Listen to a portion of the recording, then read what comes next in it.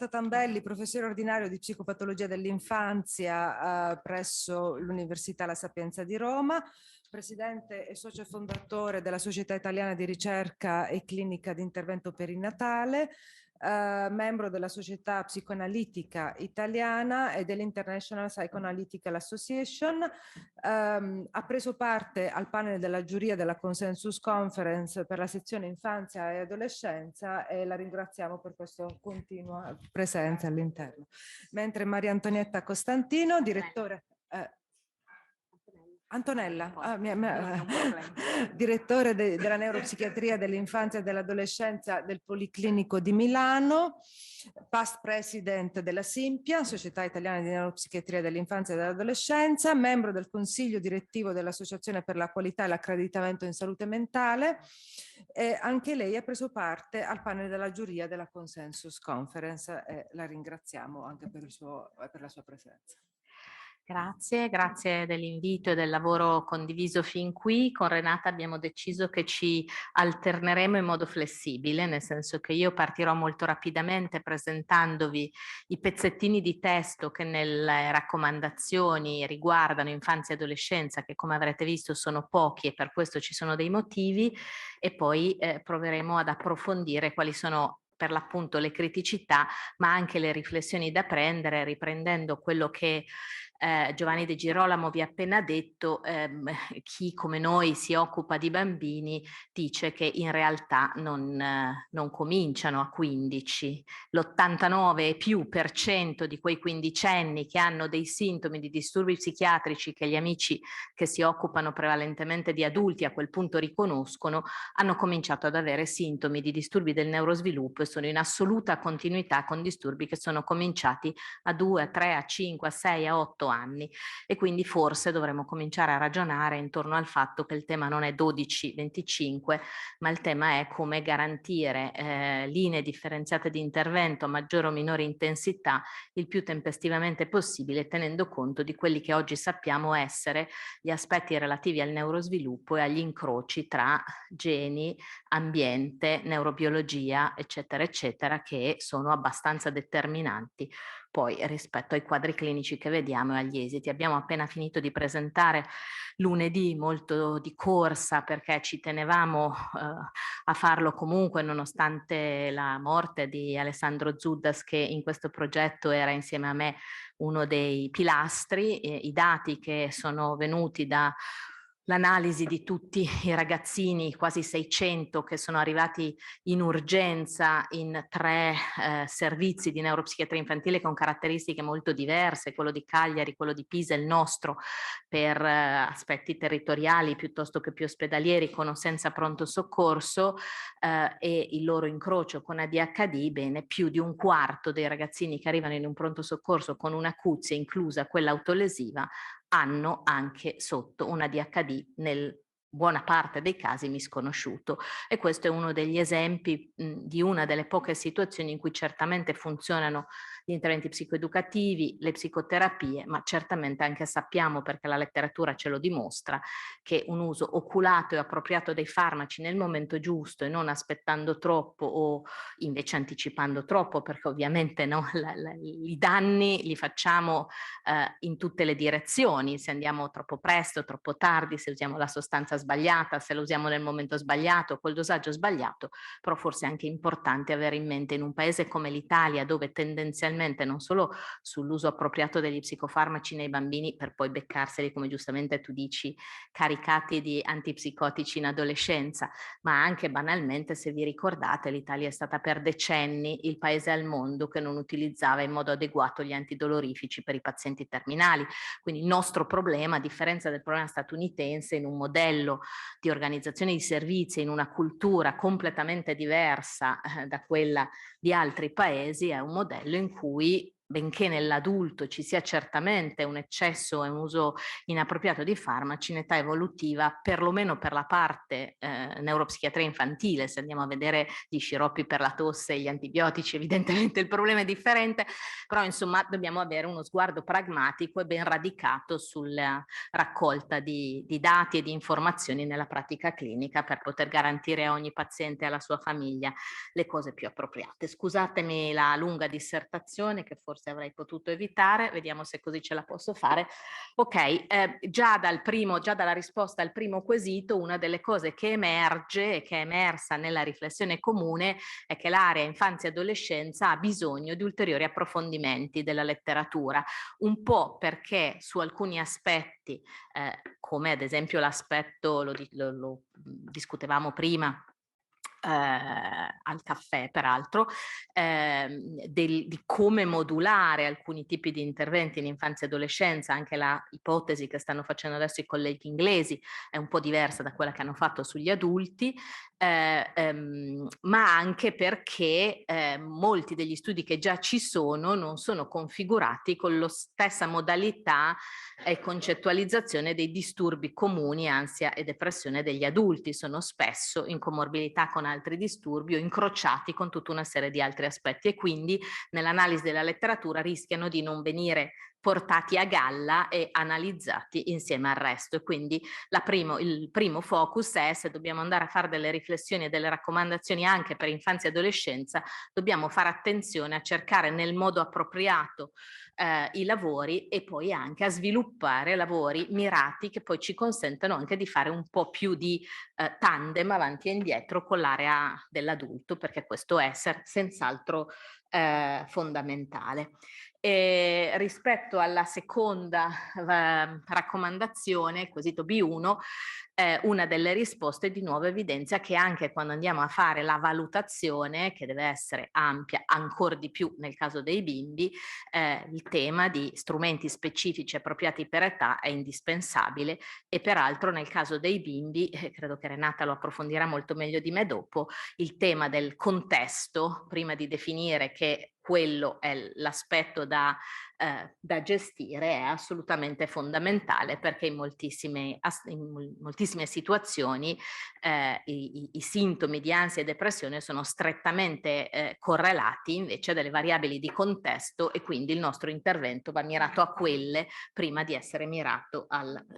singolo. Per quel che riguarda i quesiti di 1 e di 2, che sono peraltro tra quelli di cui ci siamo occupati maggiormente con il gruppo che ho coordinato io, ancora di più viene sottolineato il fatto che proprio per quello che ho appena detto, i percorsi, è importante poter riuscire ad arrivare a dare, a garantire dei percorsi a bassa intensità anche a bambini e adolescenti, ma in questo momento non c'erano le informazioni sufficienti ed era fondamentale che venissero differenziati da quelli per l'età adulta, anche per gli adolescenti. Questo lo stiamo vedendo in modo molto, molto chiaro. È sempre il tema del coinvolgimento dei contesti di vita, e va bene, il tema dell'età permane, mentre nell'ultimo quesito intorno alla diffusione, ovviamente molto giustamente il tema di una diffusione, di sensibilizzazione, creazione di una diversa cultura e attenzione all'ansia e alla depressione in età evolutiva in ambito scolastico, dove i bambini, soprattutto piccoli, vengono intercettati precocemente, è assolutamente fondamentale. Peraltro una delle riflessioni che condividevamo prima al caffè con David. Chiudo. No, ho già finito. Chiudo, lascio solo questo, è uno dei 1000 appelli usciti negli ultimissimi mesi intorno al tema salute mentale dei bambini e degli adolescenti, dimenticata ovunque in tutti i programmi di cura. Anche stamattina la parola bambini e adolescenti, sia nella presentazione dell'amico Roberto Mezzina che in quella di Brusaferro, eccetera. No, Brusaferro poi a un certo punto l'ha ripreso, però questo è certamente uno dei temi di salute più dimenticato nel nostro paese e al mondo. Sì, allora ringrazio e utilizziamo un po' questo dialogo a due, perché una serie di aspetti chiaramente andrebbero diciamo approfonditi e non c'è il tempo, però sono degli stimoli. Uno, per dire perché si è costituito questo quarto gruppo che prenderà in considerazione in modo particolare l'infanzia e l'adolescenza, e due, un po' per vedere che poi, al di là diciamo del gruppo, sicuramente tutti gli aspetti che riguardano l'infanzia e l'adolescenza andranno anche in dialogo con gli altri gruppi, perché se in qualche modo i lavori della Consensus hanno messo in evidenza 3 aree fondamentali, cioè il riconoscimento dei disturbi, l'accesso ai servizi, la formazione e l'aggiornamento degli operatori, chiaramente gli aspetti specifici dell'infanzia e dell'adolescenza dovranno essere presi in considerazione anche nei gruppi successivi. Scusate. Ok. Allora, per quanto riguarda appunto il riconoscimento dei disturbi e i piani di trattamento, che sono una ricaduta diretta, dobbiamo considerare che chiaramente il soggetto in età evolutiva non esprime una domanda di aiuto, e questa è una differenza fondamentale chiaramente con l'adulto. Anche perché spesso non ne ha né consapevolezza né ha una maturità tale da poter fare una richiesta di aiuto, il che significa che noi dobbiamo in questo caso spesso affidarci alla sensibilità di caregiver e figure adulte che sono nel mondo del soggetto in età evolutiva, che in qualche modo filtreranno la richiesta o non daranno ascolto a questa richiesta. Quindi diciamo che spesso le situazioni si manifestano solo quando sono delle realtà oggettive, cioè riduzione dell'attività scolastica, delle capacità di iniziativa, della varietà di interessi, quindi aspetti molto evidenti che in qualche modo ci pongono in una situazione che non è sotto soglia, quindi è come dire, forse l'elemento del sottosoglia nell'infanzia diventa, in età evolutiva, diventa un grosso problema da dover andare a valutare in un altro modo. Inoltre i dati dicono che più i genitori stanno male, che quindi dovrebbero essere i segnalatori di una situazione, e meno chiaramente colgono il malessere del bambino. Quindi se il bambino in qualche modo dipende anche dall'ambiente emotivo del genitore, il genitore sta male, non vede il bambino sta ancora peggio proprio perché il genitore sta male. Sul piano clinico, l'aspetto chiaramente degli indicatori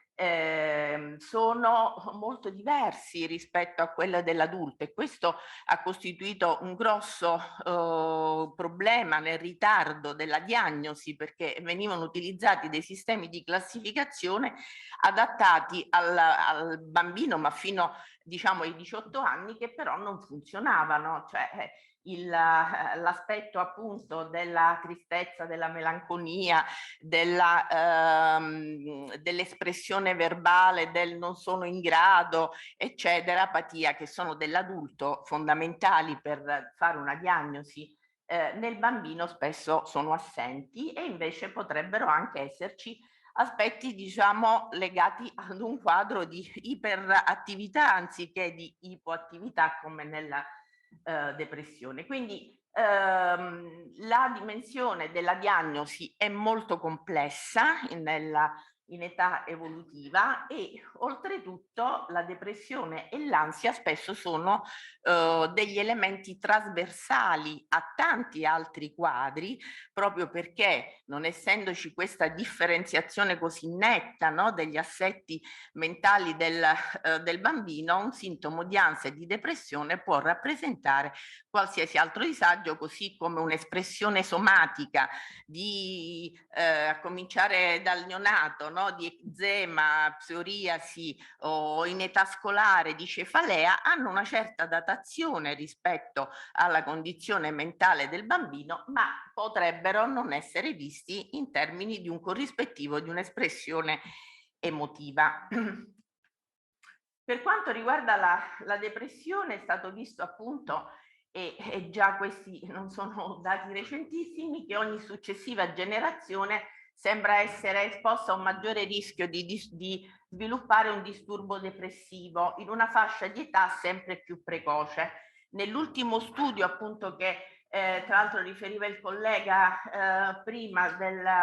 dell'OMS, si parlava rispetto alle diverse fasce di età, di questi diciamo range che, come vedete, crescono, non li leggo per non perdere altro tempo, che crescono dall'età diciamo prescolare all'adolescenza. Inoltre il nuovo sistema 0-3, che era un sistema di classificazione inizialmente 0-3 anni e che adesso è stato esteso ai 5 anni, ci parla addirittura di una prevalenza di disturbo depressivo in bambini prima dei 3 anni. Io qui aprirei una finestra su che cosa significa un disturbo depressivo in un bambino di 3 anni, che nel momento in cui ha una dimensione di crescita legata strettamente a modelli di cura, di allevamento o a eventi che possono essere avversi nella sua diciamo vita familiare, forse dobbiamo collegarli anche a una dimensione che spesso viene dimenticata, che è quella appunto di manifestazioni depressive nel genitore, nella perinatalità, nel postpartum, non solo della mamma, ma è stato visto che esiste anche una depressione paterna e che spesso funziona come covariata in una situazione con la depressione materna, che porta a degli esiti molto negativi. Bambini di madri depresse in vari studi sono stati visti come deficitari di una serie di elementi di sviluppo. Allora, va bene, vi dico cioè finisco solo la frase. In cui appunto c'è un ricorso al pronto soccorso nella fascia 0-5 anni, che è 4 volte più alta di bambini che non sono in presenza di un genitore con depressione. Questo è come uno dei tanti dati. Allora, diciamo che non riusciamo a vedere altri elementi, però in qualche modo il messaggio che noi vogliamo comunicarvi è che non si possono prendere sistemi di diagnosi e neanche diciamo decisioni sul piano del trattamento in modo appunto come dire omotipico con l'adulto, e che bisogna guardare appunto nella letteratura come, avendo degli altre variabili, i genitori li mettiamo in questo trattamento, da qualche parte li dobbiamo mettere, diventano un'altra variabile di valutazione del percorso dell'efficacia psicoterapeutica. Ad oggi sappiamo che fino a 0-5 anni